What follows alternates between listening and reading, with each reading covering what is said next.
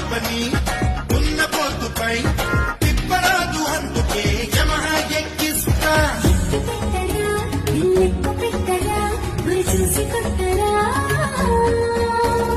శక్తి సోకుతో వైద్యులని ఒట్టుపై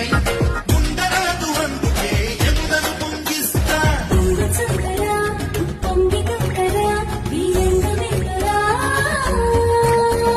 ఉల్లాసంగా బీభత్సంగా పొటాపుటి చేసావంటే పోయేదే